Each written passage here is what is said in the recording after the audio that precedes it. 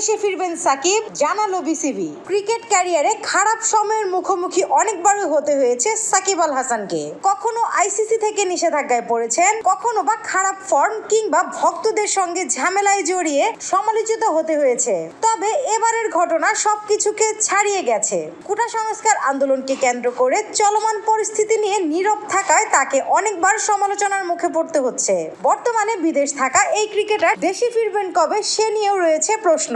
কেননা পাকিস্তানের বিপক্ষে টেস্ট খেলতে 16 আগস্ট যাওয়ার কথা টাইগারদের, তার আগেই ঢাকা ফেরার কথা সাকিবের। আজ বুধবার মিরপুরের গণমাধ্যমের মুখোমুখি হয়ে সাকিবের দেশে ফেরা নিয়ে বিসিবির ক্রিকেট অপারেশনসের সহকারী ম্যানেজার শাহরিয়ার নাফিস বলেন, দেখুন, সাকিব আল হাসানের 12 আগস্ট পর্যন্ত এনওসি আছে। ওনার 13 আগস্ট দেশে আসার কথা, আমাদের কাছে রিপোর্ট করার কথা।